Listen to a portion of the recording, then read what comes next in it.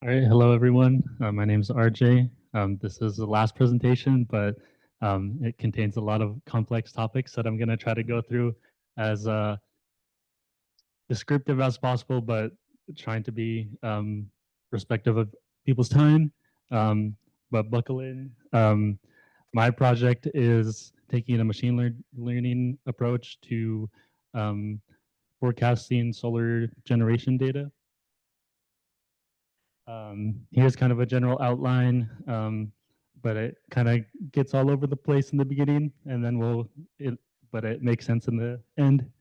So the bigger picture is distributed solar is growing, and that creates both opportunities and challenges. I think when I was looking at the data, it includes all renewable energy, but most of it is solar energy. And what that started off with, I think back in 2012, was about 2 megawatts. And now in 2025, it's around 8 megawatts. So it's ever increasing. And so, like I said, my main goal was to develop a forecaster for the distributed solar energy.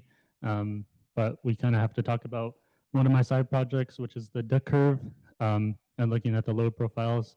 And if time permits, we could look at some of the infographics that I created. So this is a load profile, but it also includes some solar energy, and also known as a duck curve. But what I want you guys to focus on is the black dotted line.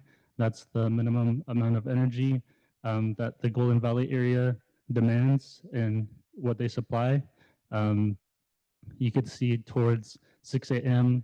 the black dotted line starts to ramp up in the morning because people are waking up. They're getting ready for work. And then we have that first hump there around noon. It starts to go back down once people are going back to work. But as people come back home, they're turning on appliances, um, and people are needing more energy for things. And so uh, going to the other aspect of the curve is the rainbow lines that you see. These are the nameplate, or this is the distributed solar that would be generated during the winter.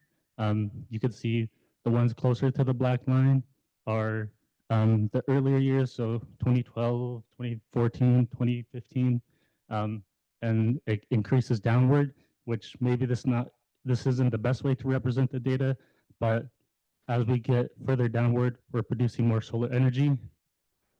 And one thing I want you guys to note is when that solar energy is being produced, again, this is for winter, so you could see that it kind of starts around 7 a.m.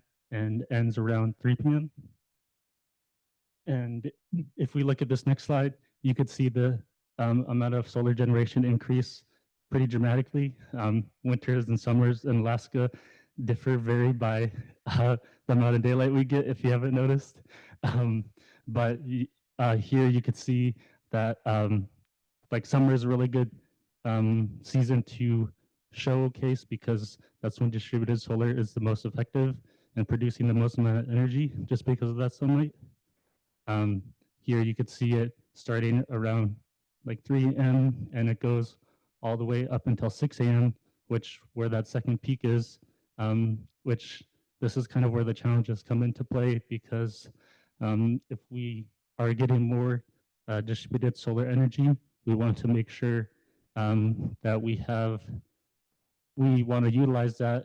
And so the solar energy production ends as people are going home, and that's when that second peak happens.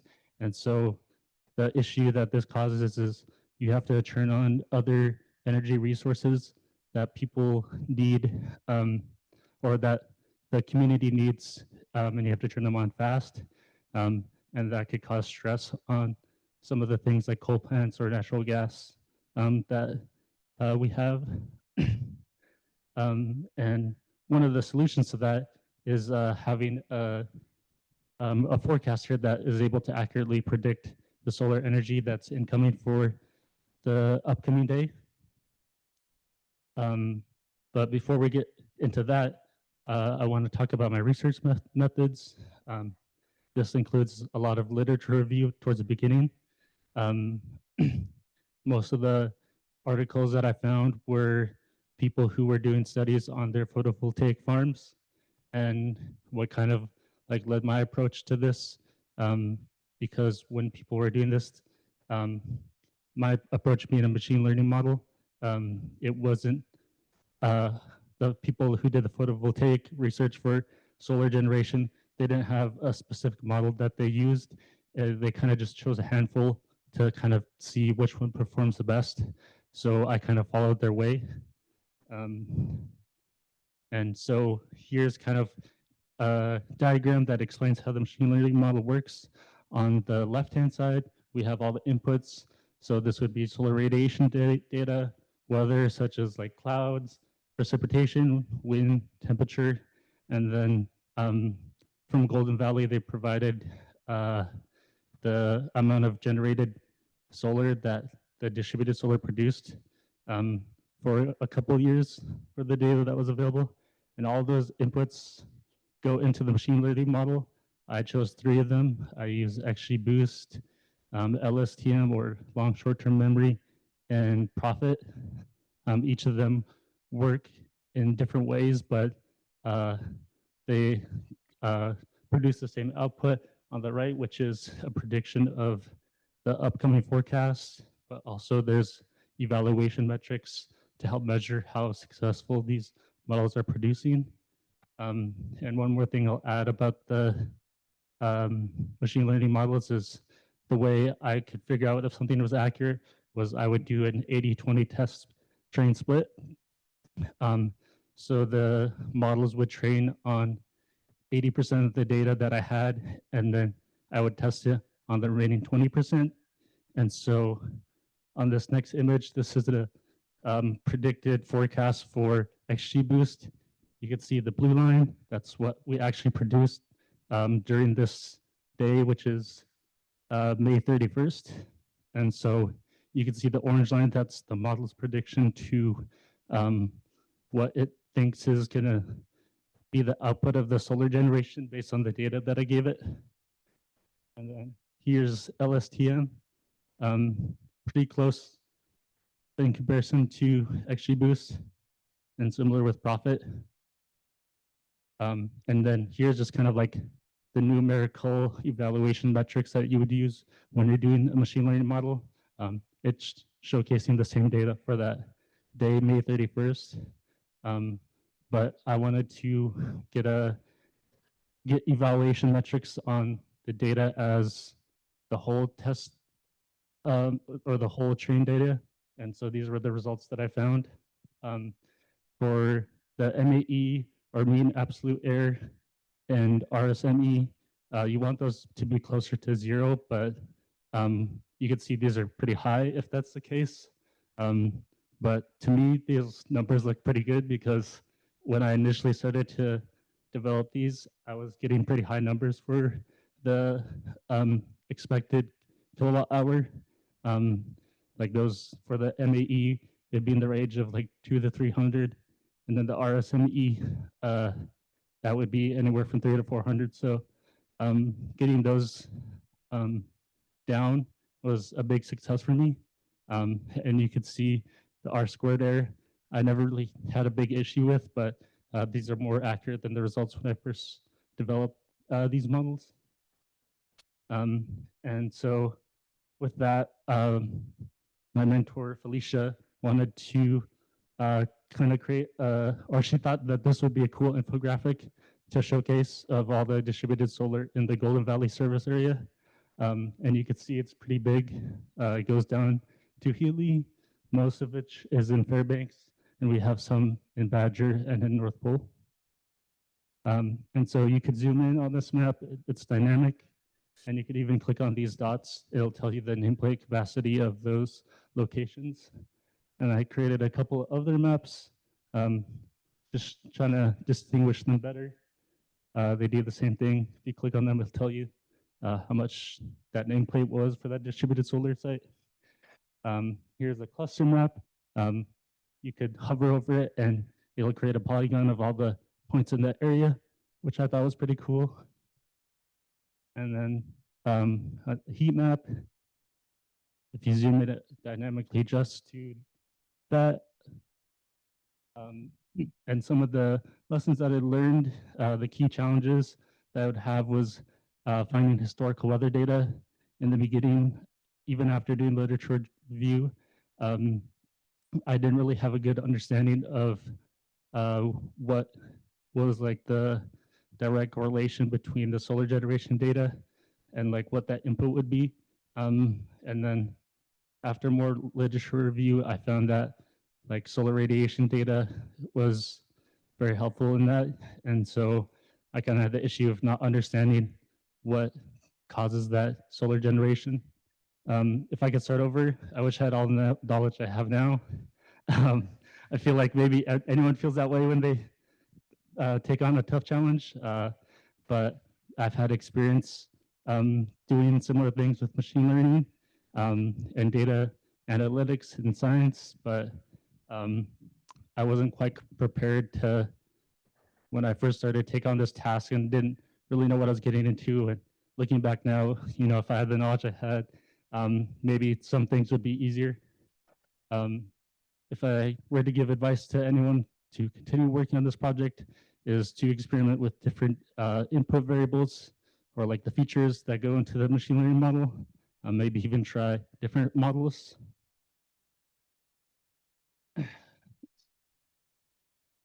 Successes, I think I created a pretty reliable model for anyone who wants to further develop and actually be able to do the forecasting part. Um, as you saw, like a lot of my data had already had the actual solar generation. It never had predicted to say tomorrow, for example. Um, that's just something that I couldn't achieve during this internship because I was so focused on trying to make the models more accurate. Um, but I did think that creating those maps and the plots with the duck curve were pretty interesting and insightful. Um, Final thoughts, taking a computer science approach to this project was really fun. In classes and in other jobs that I've worked, I never really got to apply my skills. So being able to do that during this internship was a lot of fun. Um, what I disliked the most was I would be looking for solar radiation data and I would find something that would look super awesome and super cool and super helpful because one of the challenges early on was finding reliable data. And I would go to their website and sign up for a service and they didn't have data on Alaska, which was pretty frustrating a lot of the time because it was the case a lot of the time. And what I liked was just being able to, again, like I said, take a computer science approach, but also meet new people, work on a tough challenge, and um, overall just explore what a career would look like in this field. But that's it.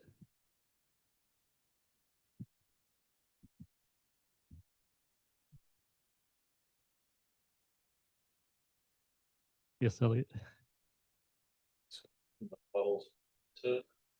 Yeah, I did. I've taken like a machine learning class and I've done a couple projects within that class, but also outside of it to make machine learning models. But this project is kind of different where it does time series forecasting and the approaches, I'd never taken approach like that before.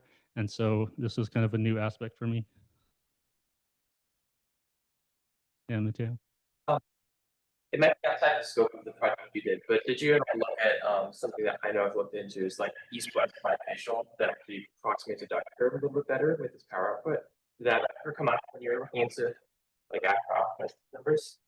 Um, I'm not too familiar what you mentioned was, but I would say like the reason for like Golden Valley why their duck curve isn't as pronounced is just because the amount of distributed solar that we have isn't as massive as like places like California, where you could see like you could very visually see the duck in those plots.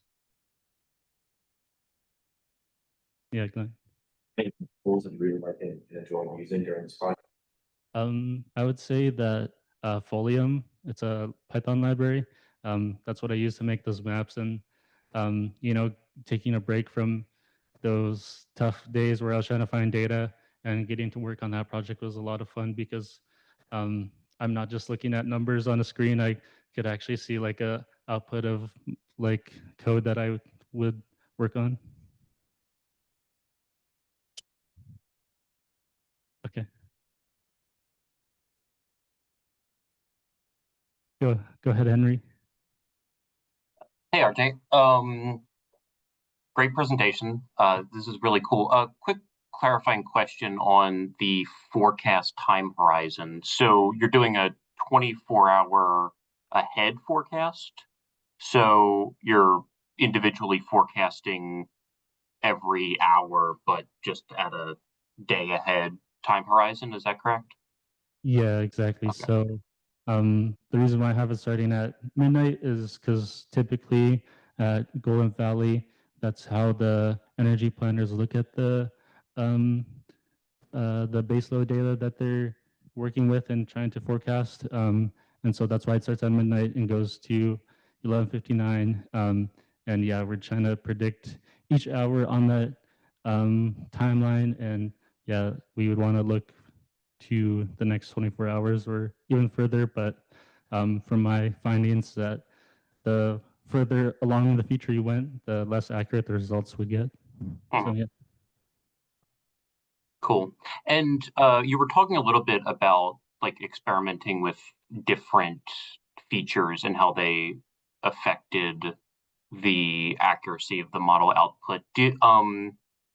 Did you try the modeling with or try the forecast with and without the current distributed solar production as a feature? I did, yes, and it like produced a lot worse results, or like the evaluation metrics would be a lot worse compared to if I did include it. I guess one other feature that I didn't really discuss during the presentation was using lagging, which is say it's like 6 a.m.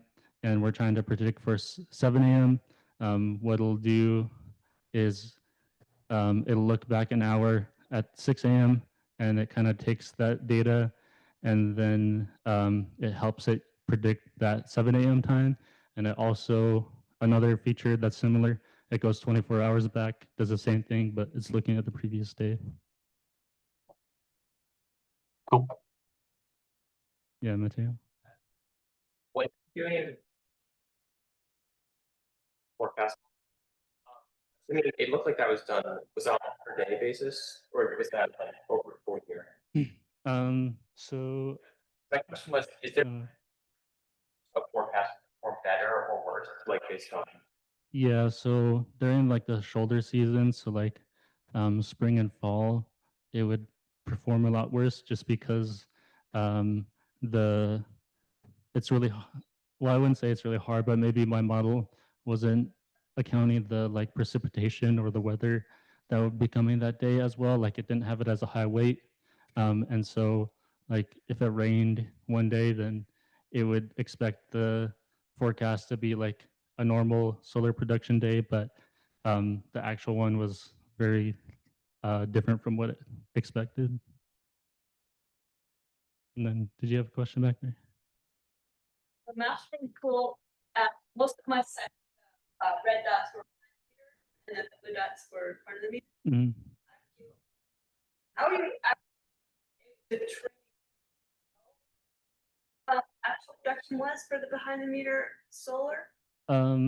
So that map is kind of like one of the side projects, so it's a little bit different.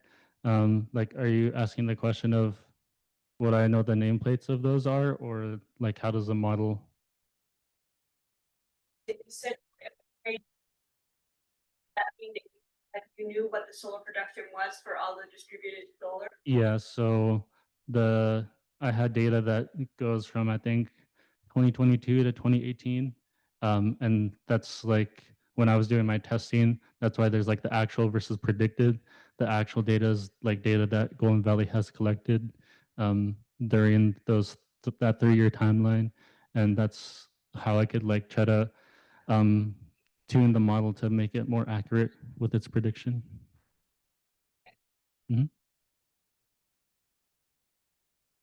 Amanda.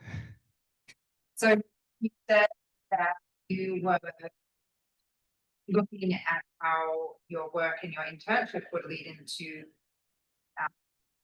what did you find? What kind of jobs did you get? I think this one was like a very data science-y and machine learning internship, which I've never really had before. And so it was really fun and frustrating at the same time. One being like the looking for data and trying to find correlations with that, but two, like you're trying to do the evaluation metrics on the machine learning model. You're not getting the results you want, and you try different data points and different hyperparameters within the model, and you get a better result, and that would always be exciting for me.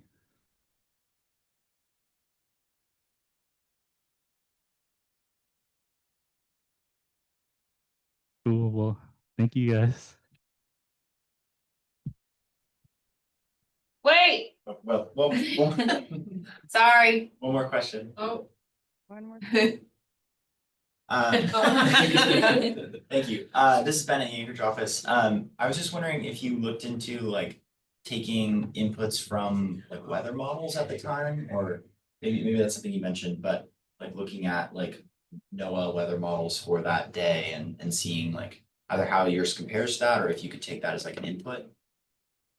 Yeah, so I mean, like the main goal was to like try to predict the next 24 hours, but like I just because of time's sake and debugging code sake, I couldn't fully implement that. And so a lot of it was just on the train and test data that I had.